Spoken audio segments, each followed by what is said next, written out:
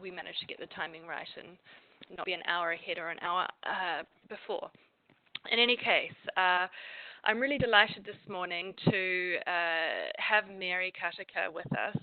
As some of you know, we were recently in Singapore for our annual meeting, and Mary presented on this work very briefly at the FinEquity annual meeting, and then a few FinEquity members were able to attend an in-depth workshop after the Women's World Banking Conference. So we've had a bit of a preview into the research, and it's fascinating work.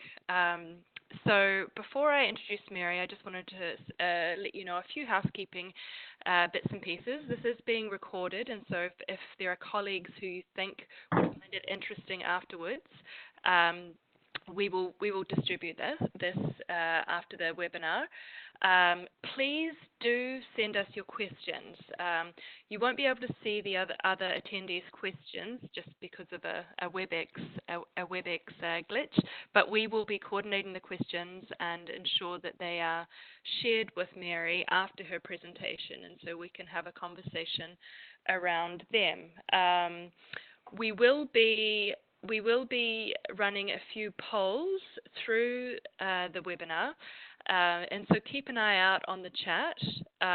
You'll on the chat bar you'll see polls come up, and we'd be very interested to sort of get your thoughts or your experiences around some of the areas that Mary is talking about.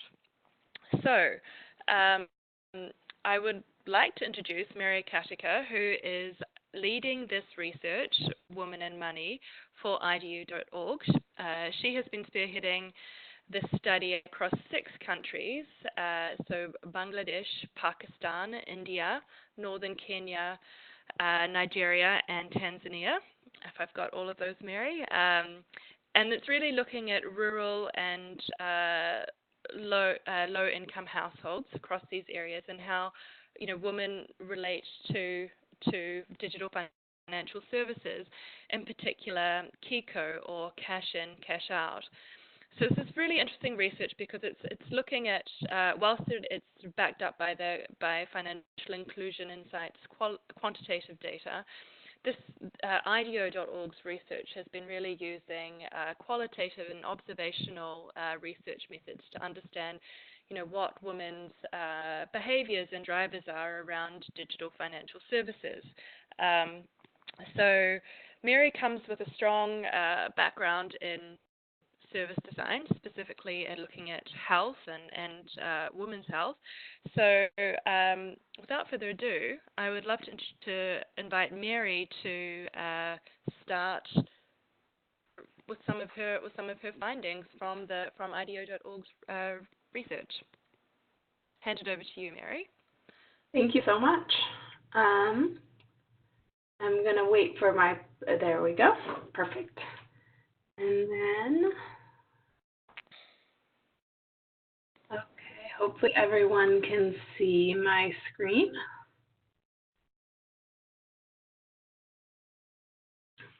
Thank you so much, Katie.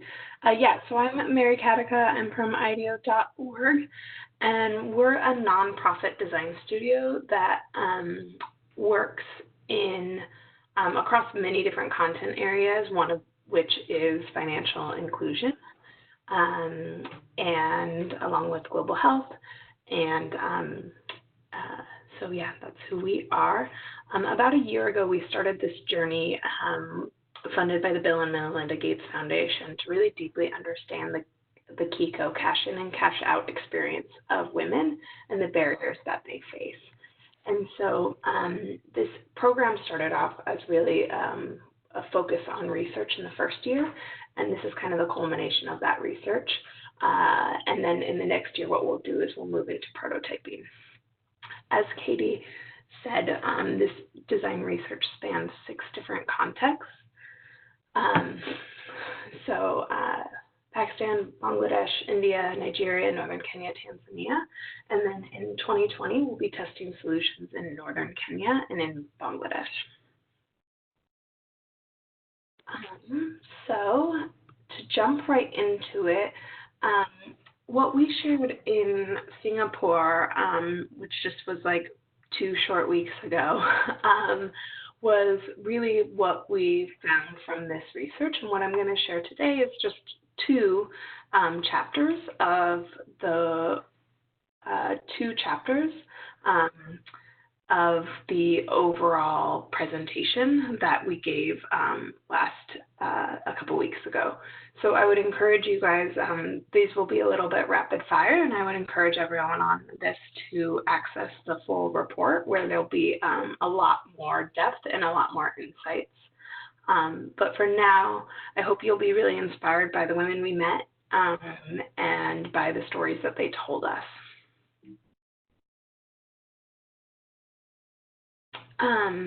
So what did this actually look like? So we spoke to over 250 women in these 6 contexts, primarily focused in rural areas, and over 400 people total. We worked with 16 in-country partners in each, so these would range from MNOs to NGOs, and again, a rural and low-income focus.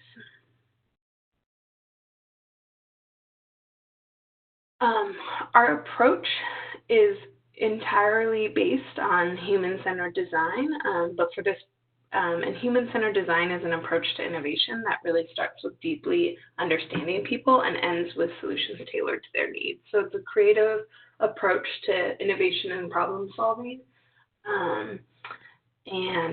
We do have a poll for you to see how many of you have actually used human-centered design in your work before.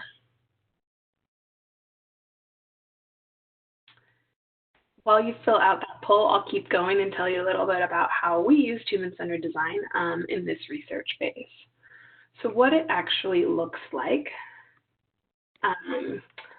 is a wide range of different qualitative research exercises. So this is the team shadowing this woman, Bernadette, in northern Kenya from sunup to sundown, to really understand what her experience is and see how DFS fits into her experience. We also would employ card sorts.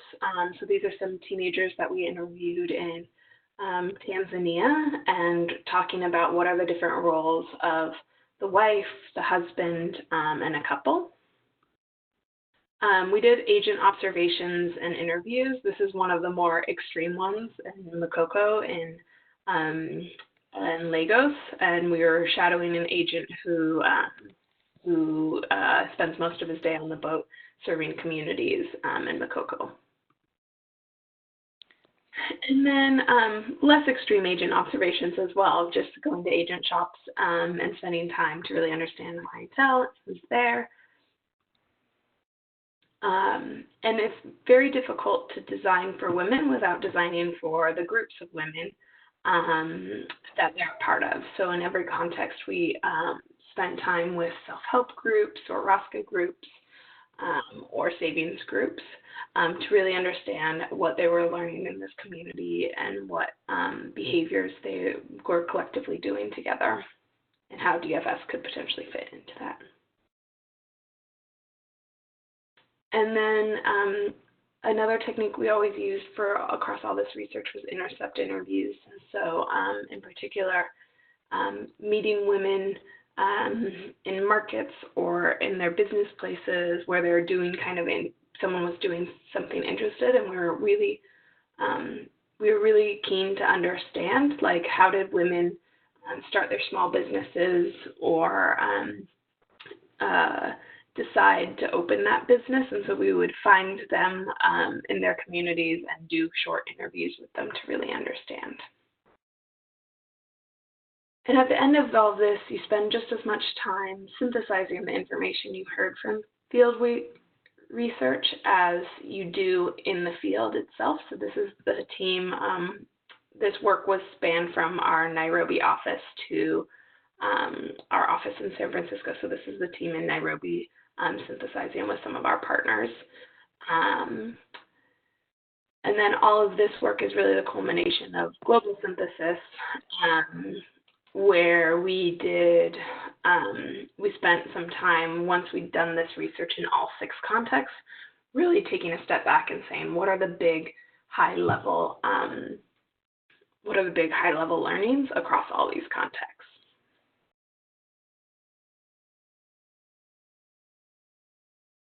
So that's how we used human-centered design. I actually can't see the poll results. I'm curious how everyone, how many people on the call have actually used human-centered design in their work before. You should be able to see the poll results now, Mary. It looks like about 35% of people have used it before. I mean, there's about 40% of people who haven't answered, but it looks like most people are aware of it and have used it in some capacity. Awesome. Great to hear. Okay. Well, without, so one thing that with this approach is that it's rooted in human-centered design, but throughout this work, we've also been infused with amazing data science partners working with driven data, gender expertise, and then behavioral science. We're working with Busara throughout our process. So most of what I'm sharing today, you'll see a little tiny bit of data science in it, but in the other report, if you check that out, you'll see a lot more of that collaboration. So without further ado, I'll get into a couple of the insights, and then we'll leave plenty of time for questions at the end. So Reach Her is the first chapter, and this is really kind of the crux of probably what everyone in FinEquity is curious about, which is really how can we better serve her. And one thing that we saw over and over again in our work is how financial services often reinforce the message that she doesn't belong. So as a woman in a lot of these contexts, you have less access to education, and there are these strong gender norms that money is the domain of men. And so financial services kind of reinforce all of these messages that she really doesn't belong. So a quote we heard from a woman in India, and we heard quotes similar to this in so many other contexts, was, I'm not educated, so what if I made a mistake? If I were more educated, I might try, but I don't want to take that risk. And financial services test her at every touch point. She doesn't perceive them as options for herself, even in cases when she does use them. So we saw examples of women who maybe had DFS services in their community, but they didn't even recognize that those services could be for her, because it seems like it's for the educated, the literate, the numerate, the people who have a job, who have an income, and so they literally don't even recognize that these services could add any value to their lives, because it feels so foreign to where they're at in their current life. So quotes we heard around this is, I don't have money to buy a phone, and if I did, no one would even teach me the process to use it, so how would I even learn? And on top of all of that, DFS is a little bit trickier because financial services test her at every touch point, but DFS adds this additional layer where you must also then be digital savvy. And there's this, and what we're seeing in our research is really that we make all these promises for DFS, that DFS promises that we're going to provide more security, but what women actually perceive is that this is a place where fraud can happen and where I feel more at risk, while DFS is really promising safety. DFS promises control, and what women actually perceive is that it's completely inaccessible, and it's more difficult for them to access their finances than it is in their cola box or whatever form of savings they do at home, maybe under the mattress. And DFS promises these opportunities for growth or to enter this larger ecosystem. But for women, thinking about the ways that their money can grow and do more with it actually feels more intangible to them and less more confusing. And again, DFS promises these new options, but women really perceive new barriers.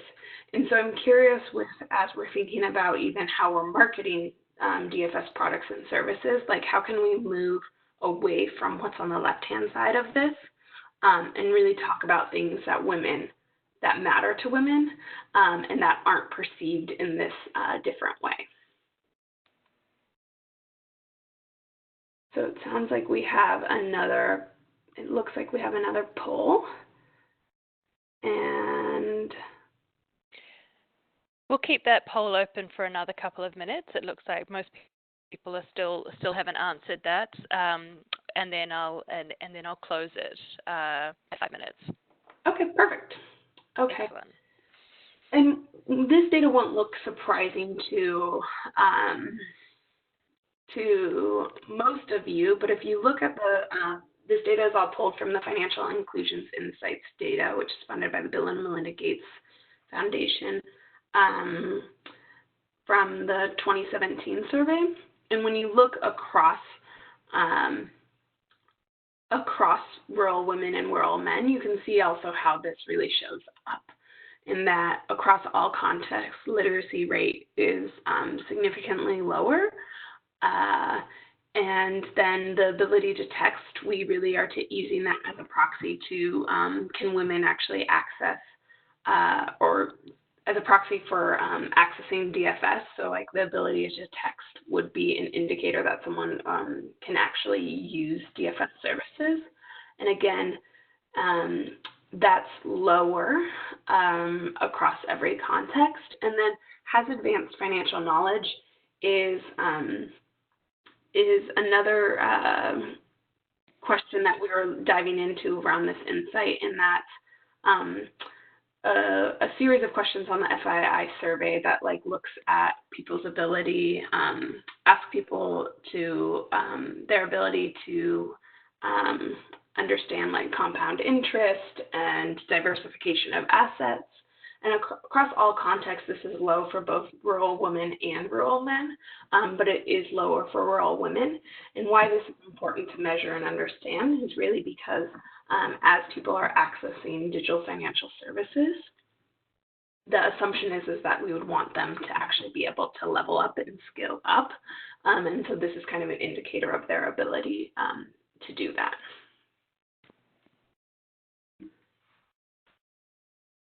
Okay, but her power really is that she, while DFS often reinforces the message that she does not belong, what she does do is she leverages what's familiar, these trusted proxies and workarounds to access services and fill gaps. And women are ingenious in the ways that they can do this. And we were really inspired over the course of our research to really understand that proxies are way more than just a crutch. They're really powerful support systems and connectors, and they can be leveraged to teach and to connect in new ways. And so we heard wonderful examples of this, like a woman in northern Kenya who is able to do all the transactions herself because her kids taught her, and so those are proxies that turned into teachers and enablers. But then we also heard stories about how finances are a really collective communal affair. And the woman we met in Pakistan was like, why would I go out to do a transaction myself? I have to get ready. It's a hassle. I'd rather just send my brother to do it. He knows everything. And she went on to say, he knows everything about my finances anyways. Why does it matter if he is the one doing the transaction on my behalf? We're really curious, how can we actually leverage proxies in a more meaningful way and work with them instead of around them to really help women access digital financial services? And we can't talk about accessing services and even proxies without talking about agents. And so here's a little deep dive on some of the things that we learned about women agents in particular in doing this research. I think at the highest level, When it comes to teaching, women prefer other women agents. But really for conducting transactions, women are incredibly indifferent and any agent will do. And so thinking about creating these support networks, it might be interesting to think about like what are other women who can teach and who can teach other women that might not necessarily have to be an agent. A couple other key learnings when we're talking about agents is first and foremost, women look for someone they can trust when they're trying to find an agent, and that's regardless of gender. So across context, that was obviously proximity, but then existing relationships, and also dialect, a local dialect or a dialect I'm comfortable talking in. Most of those factors honestly trump gender, but there's still this like nuance of women preferring female agents over male agents. Another thing that's really important to remember is literally the ability to stand shoulder to shoulder. So phone screens are so small, is really critical to learning. And in a many contexts where we did research, it's not appropriate for a woman to stand shoulder to shoulder with a man. And so that's another reason why, women agents can be kind of critical. Women are also perceived to be better listeners and teachers, and then being an agent isn't the aspiration for most women. So we spoke to a lot of women agents across all the contexts, even contexts like Bangladesh where 99% of agents are male. We were able to speak to a number of female agents, and none of them chose being an agent. They were kind of,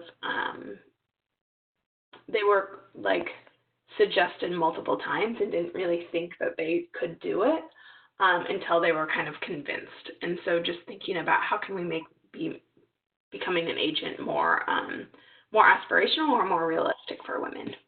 I'm seeing we have a lot of questions. I'm just going to, I think the big questions will wait until the end to answer. But what I'm going to do is there was one clarifying question of are proxies agents? I wouldn't necessarily say all proxies are agents. When I use the word proxy, what I mean and indicate is someone who helps with a transaction, and often agents help with a transaction. So in every context we went to, we met agents who had the PIN numbers of people in their community. And then we also saw a lot of over-the-counter use of people sending money directly to the agent, and then the agent giving that money to where the recipient was. I'm going to wait and answer some of the bigger questions at the end for Q&A because we have a lot more content to get through. Okay. Thanks, Mary.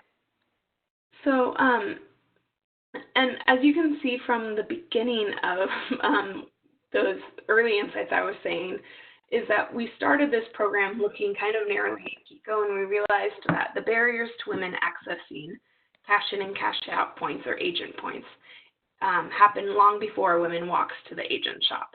And so we kind of spent time in our research zooming in and zooming out.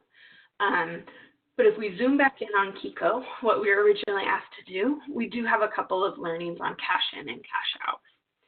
So the first one is the cash-in experience and the cash-out experience are actually best thought of as different experiences.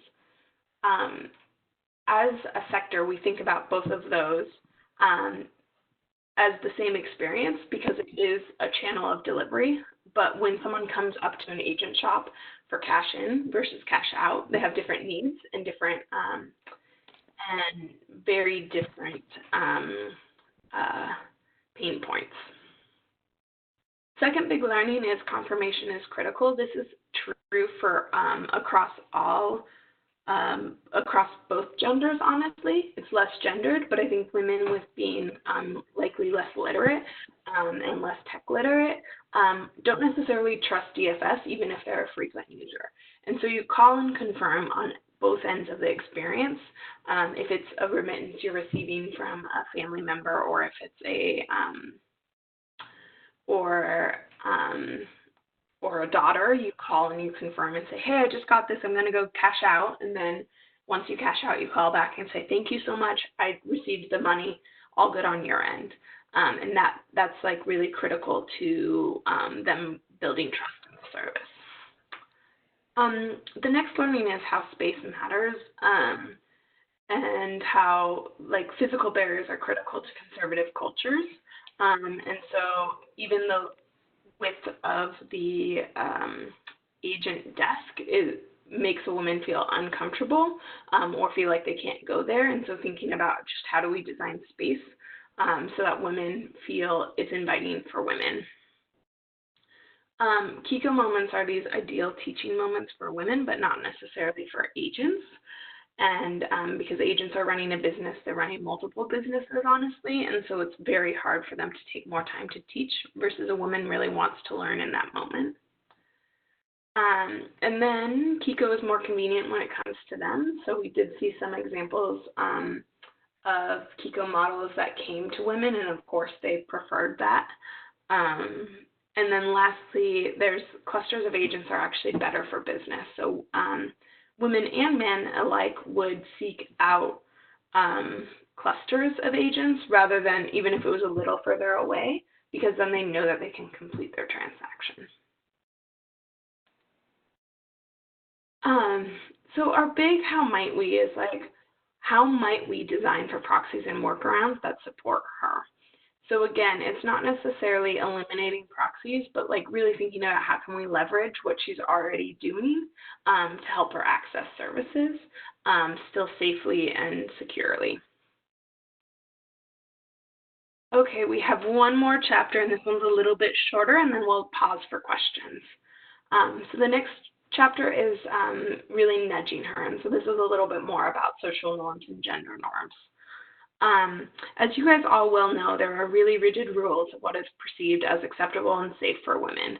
And this is true across all contexts, and maybe a little, it's true across all contexts, and it shows up in ways like I'd have to ask my in-laws for permission, and I would listen to them to even leave the home. And she's really rewarded for playing by them and punished for breaking them. And we saw this in particular, this woman we met in Bangladesh who had really built herself up and had come to Dhaka by herself, had started her own business, had done pretty well in her business, starting a salon. She had a standalone shop. And then she got married, and her husband really didn't like her having a job.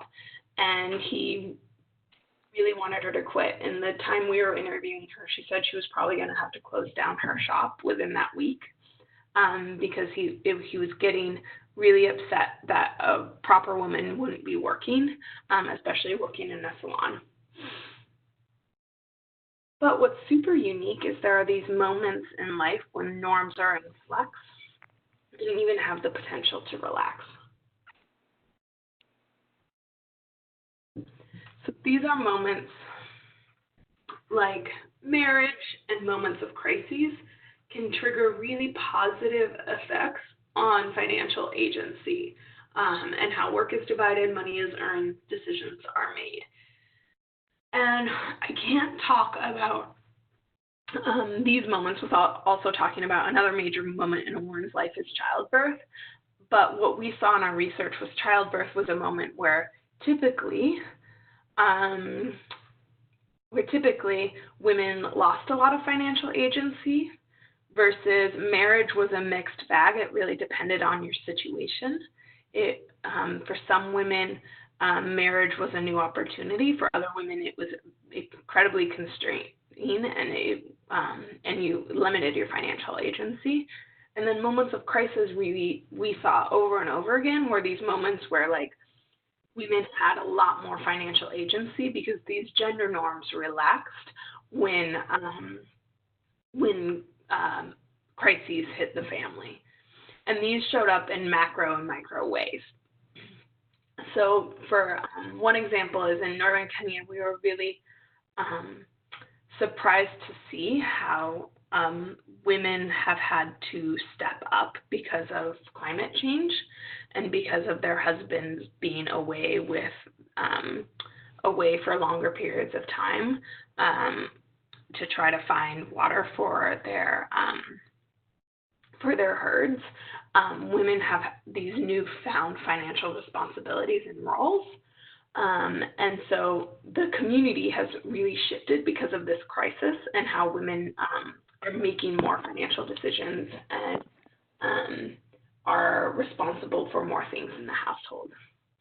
And then there are other microshocks, and we met so many women across so many contexts that really step up when there's a death in the family or injury or divorce or something to that effect. These are more the microshocks or more crises that really impact individual women.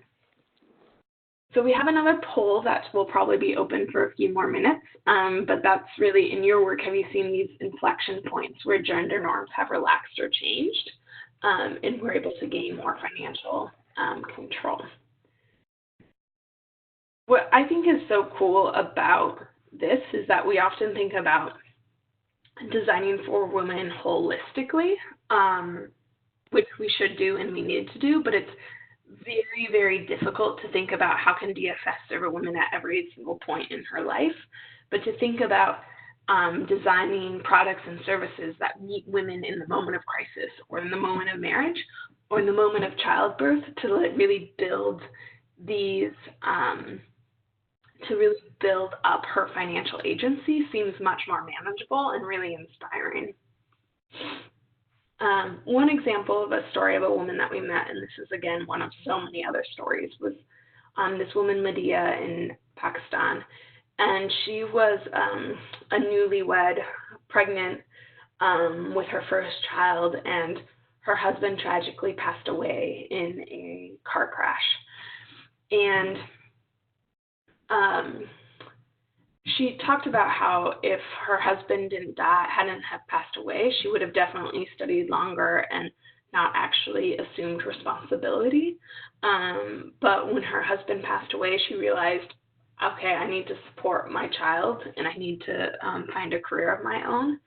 And she became a school teacher, and she's very, very proud of the work she is doing, but she probably would have not ever done that if her husband was still with her today.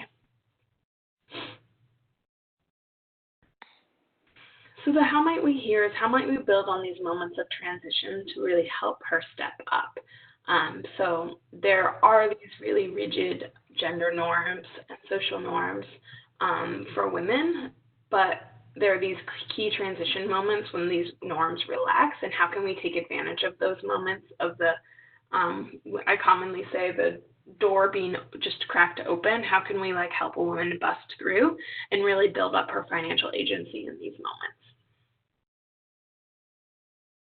So with that, I think we're going to move on to questions. Thanks so much, Mary. That's there's a huge amount of information in the research, and we'll be sharing the document over, I think Yasmin may have already shared it, over the chat. And I would encourage everyone to really delve into some of the insights because, across 6 countries, you're seeing some very, very different behaviors and possibilities and opportunities. I found it's really interesting to see, time and time again we hear trust. Trust is number one. It's so important for women, and I would direct people to look at USAID's paper on DFS and trust and women, which we actually had a webinar on last year that was authored by Shelley Spencer and Strategic Impact Advisors. We'll also share that in the chat in just a moment. And of course, just hearing that women, systems of recall course and reconfirmation are so important, and in terms of actually building that confidence in technology and knowing that you have done the right thing, you have pressed the right button. And that was one of the really interesting pieces or exercises from the interactive workshop that we did in Singapore. IDEO had set up a basic mobile phone which was, I think, actually it was all in Greek, and you had to try and navigate sending money to someone through the symbols and this Greek text, which is most likely the experience that many women have when they use mobile money for the first time. I consider myself fairly mobile savvy, and I got it right on the fourth go, and there were 4 options.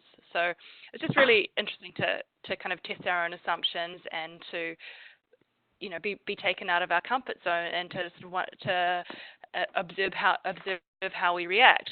But anyway, let's get on to some of the questions. And I think the first question I want to ask you, which are coming from the audience, is what were some of the most surprising insights for you from the poll? I mean, trust it's great that it's not a surprise. It's great that you're still seeing it as a theme coming through. What were some things that were less expected? Yeah, I think the transition moments where gender norms relax, I think, was one of the more surprising things for me, and just that there are these moments that we can design for instead of thinking about her whole journey. So that was one of the bigger surprising insights. I think another surprising insight for me was also around and this isn't included today, but the impact of, I think probably the most surprising thing we saw was a really beautiful mix of the quant research and the qual research, and that we were able to see that women's savings behaviors, women are amazing savers, but their savings behaviors don't necessarily translate to higher economic empowerment. But when you look at women earning an income, it translates much higher to women's economic empowerment. And so while we need to continue to build products and services that help women continue to save, if the end goal is really women's economic empowerment, how can we build more income earning opportunities for her to help her ladder up? Because that's where we really see that shift. Yeah, I also thought that was really interesting, just in terms of, the work is so complex and big and messy, and sometimes we really try and so much gets lost if we try and scale things, but really focusing on these key moments, creates such an opportunity, and it also allows, creativity to re-enter the work. So we've got another question here. How would you further segment women? Did you find any differences between young and old, and can you speak to sort of some of the age diversity a little bit? Yeah, definitely. So in our overall report, we do have global archetypes as well, which I unfortunately can't rattle off right here. But we did see significant differences across all contexts and pretty strong global archetypes. We definitely saw, as one would assume, that younger people are much more tech literate and tech comfortable, and so how can we really use younger people to help their parents learn was one thing we saw. We also did see we plotted out all of our archetypes across a spectrum of lower empowerment to higher empowerment. And we saw that as women earned, or as they earned, but also as they got more comfortable in their marriage, they got more comfortable kind of pushing the norms a little bit more. And so as you got older, you either became more independent and more have more financial agency, or you actually became more and more dependent. And so there was kind of this split off point for women across most contexts. While this is not included in our final report, we also did a cluster analysis based on the FII data, and at some point we're going to package that up for us to share, but you can actually see some of the clusters of the archetypes emerge based entirely on the FII data, which is also pretty cool. Thanks, Mary. And earlier in the slide, in the presentation, you noted that we should treat cash in, cash out as different experiences for women. And Sophie has sort of asked, can you what do you mean by that, and can you sort of talk about how these are different experiences? Yeah, definitely. So for a lot of women, obviously they use cash out more than cash in.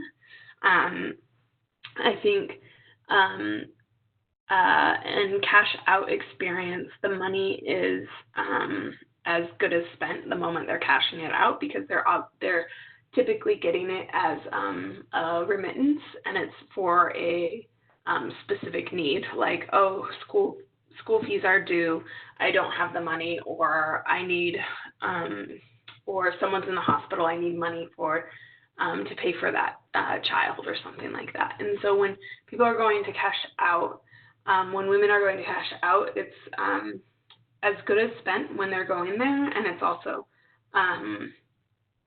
in a lot of ways, women are much more confident in that cash out experience. The cash in experience is women are a lot less confident about it, and they're, I think, often because they use cash in a lot. They don't use that as often. And so I think for cash in, there's a pain point of really sharing more about the process, and also kind of guiding women a little bit more. And then with both cash in and cash out, of course, there is a need to do more around helping women practice when there's not when there's not actually risk right there. And I think that's why there's less confidence with the cash in experience, is that the repercussions for messing up DFS is so much higher for women. So they're much more fearful of the cash in experience, because they could send it to the wrong person, they could mess up, they could put in the wrong PIN, and that fear of what would happen if they got in trouble from their husband or from their in-laws or whoever it might be, really drives the kind of lack of willingness to do more of the cash-in experiences. It really highlights just how important those confirmation messages and signals are. Do you think, and this is a question from someone clever in the audience. There's so many questions out there, my goodness. I know. It's a very intelligent community. What can I say? I was hoping that you could talk a little bit about the agent gender preference and whether that differed across the different contexts that you were working in, because there's a huge diversity of experience within those 6 markets. Yeah. I think that's a great question. There is a huge difference across the 6 markets, and I think in some ways the differences in gender of agents kind of aligned to the use of even DFS. So I think in particular, in Tanzania and northern Kenya, there was women were much more comfortable with male agents, and our assumption and hypothesis was that was because women in those 2 markets are also more comfortable with DFS. And so we definitely saw both those contexts were actually our two first research contexts, and we're like, women agents, they don't matter at all after Tanzania and after northern Kenya. There is more nuance to that statement that I just said, but I think like it matters less in those two contexts. In Bangladesh and in Pakistan, we definitely saw that women agents matter more. In Pakistan, we were not able to interview a single woman agent, and we worked with all 4 major MNOs, and they were not able to find any women agents. And if you look at the data, it's 100% male agents. I still believe there's 1 or 2 women agents out there, but we weren't able to interview them. And in Pakistan, there's like, having a women agent was so foreign to women that we talked to that they didn't really, they didn't necessarily say that they would want a women agent because it felt so plausible and impossible that women agents would exist. But we saw a lot of we saw a ton of barriers around how spaces were designed, even the mobility of women, that we do believe there could be some interesting things that we could try out with women agents in Pakistan. And in Bangladesh, the women agents are few and far in between, but we were so inspired by the women agents that we saw, so we still think there could be some more opportunities for women agents. I think the big caveat to women agents is that over and over again in our research, we kept saying the barriers to women accessing Kiko and DFS happen long before a woman walks to the agent shop, and women agents will move the needle at the agent shop, but so much more work needs to be done for a woman to even think that DFS is for her. And so we can only move, like women agents will only move the needle if we're thinking about what's the whole ecosystem that supports women using DFS. Thanks so much, Mary. Now, I'm unable to see who has actually sent these questions in. There's 2 questions which are around this sort of a similar theme, which I'm really interested in, and it's back to that transition moment. So the first question is, did you come across, any particular products or services that target transitional moments, such as childbirth or marriage? And the second question, which is very closely related, is, the nature of development programming is that there's a run up, there's a ramp up and roll down period on both sides. So how do we leverage these moments within the time available to to work with these unforeseen circumstances? So I get that they're both related to the transitional moment, but perhaps you want to start with any products or services that you saw as already in place and useful. Yeah. Now I'm hesitant to answer that question because I'm on a phone call with a lot of other experts. But as far as I saw, and I didn't, is that we didn't really see very many products or services that targeted these moments of transition outside of insurance products, which, as far as I understand, most insurance products, and even in the research when we brought up the idea of insurance, it was a pretty hard sell for women, in that it didn't feel like something that women really wanted. And I think from what I understand, insurance is often a little bit trickier. And so I think outside of insurance, which is more geared towards moments of crises, I guess, we really didn't see products or services geared towards financial products or services that were geared towards these trigger transition moments. What is really interesting to me, and I think this is because I did a decent amount of work in health care early in my career, is that these transition moments are always what healthcare professionals target. when they're designing for women. And so I think we do have a lot to learn from other sectors, and even do some really interesting cross-sectoral program design that could meet women both for their healthcare needs but also their financial needs in these different moments. Then the second question, I already forgot, I'm sorry. No, no worries. Really just how do we, how can we be prepared? If I'm interpreting the question correctly, how do we, within the confines of development programming, how can we prepare to leverage these transitional moments, because they obviously don't just fall at the most convenient times or precisely at the moment of a program that you can do something about it. So do you have thoughts around how that, how we might be prepared to sort of jump on these opportunities? Yeah, totally.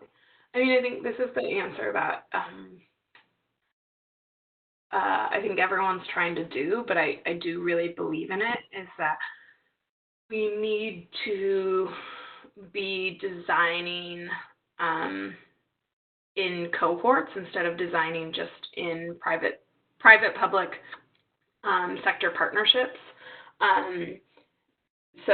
We need to be designing in private-public partnerships instead of just like within one organization. And I think working in particular, like an MNO, asking an MNO to solve for these key transition moments, it's not aligned to their business model. It's likely not aligned to their business model, and it's unlikely that they'll be able to devote the resources and time to that. However, if we worked with both an NGO and an MNO, we all of a sudden have the opportunity to build like a really cohesive program. And I know this is what a lot of people are trying to do, but I do believe it's the right solution, and that work needs to be done on both the demand and supply side. And often NGOs are more in tune with women's needs on the ground and hyper-localized to those communities. And so they can help with the demand side, while MNOs can help with the supply side, and then we can really meet her in these moments of transition. If it's a product or service that really has legs and is adding value to women, but also then the MNO can then carry it forward without the risk of running out of funding. Yeah, it's always trying to ensure that you sort of can meet all the goals and actually be sustainable at the same time.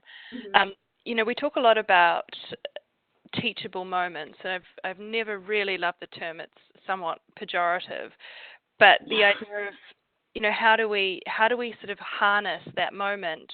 And Sophie's asked about how do we really use PICO without overburdening the agents, because I mean that they would be the most logical point of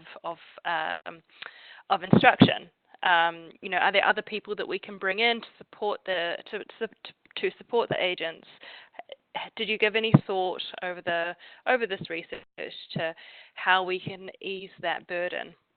Yeah, definitely. I mean, I think those are things that we're really looking forward to exploring more in prototyping phase.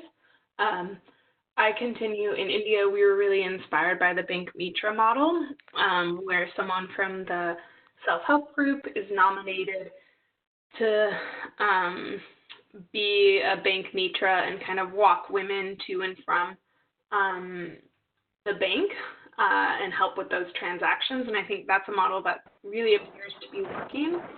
And so I think we're looking into ways in Bangladesh, in particular, a little bit in northern Kenya, of how can we kind of leverage that model. We'll be working with we're working with BRAC and Bcash in Bangladesh for the prototyping, and so using some of the BRAC community groups to think about how can we create community champions. So they're not full-on agents, but they're community champions that help with those teaching moments. That actually segues into another question we've got from Humera at Shakti Foundation. She's asking if in Bangladesh, and Shakti is in Bangladesh, does your research suggest that we can change the pattern of male-dominated agent networks? Ooh, that's a good question. As far as I know, there's actually a lot of really exciting work happening in Bangladesh right now. There's a major RCT that Gates Foundation is funding that I think might be better suited to answer that question, but they're basically going to compare. They're going to create more women agents and then compare use across women agents and male agents. I do believe that so I think that could be a really cool study for you to look into. It's just ramping up now, so I'm sure it will be another year, but I can definitely connect you to the people that are running that study if you're interested. For your question specifically, I think that one of the issues that we would face in Bangladesh specifically is that there's a very, very strong gender norm that women shouldn't work.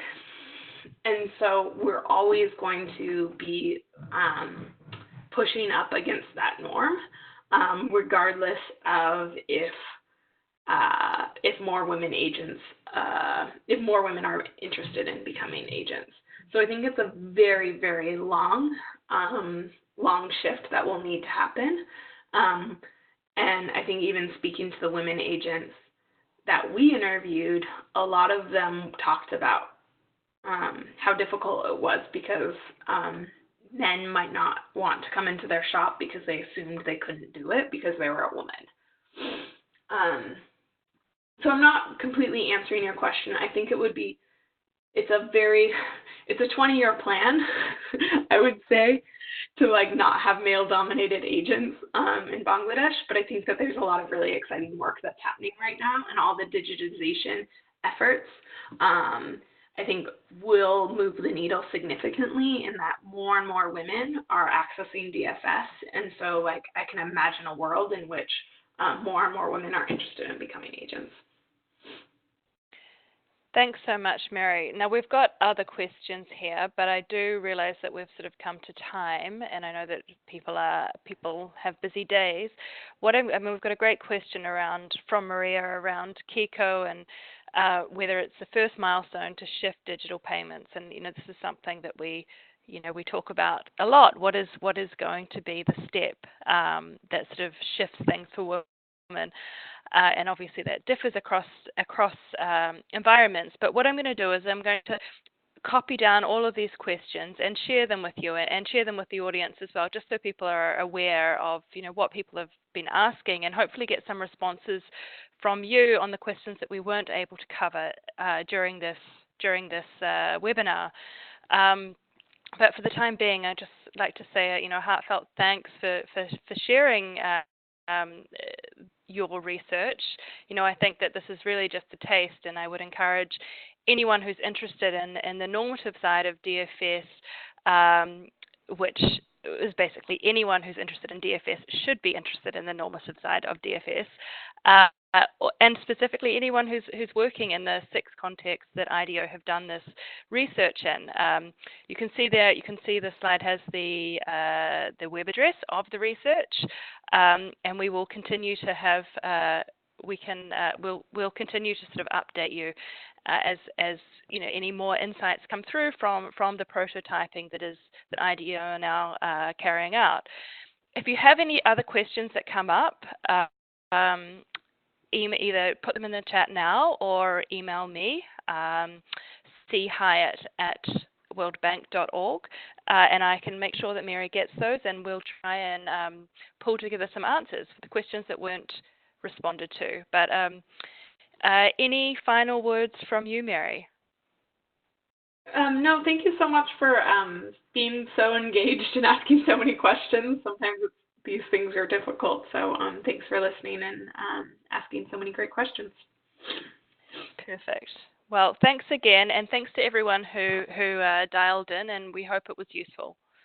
Have a spectacular Tuesday, all. See you later. Thank you.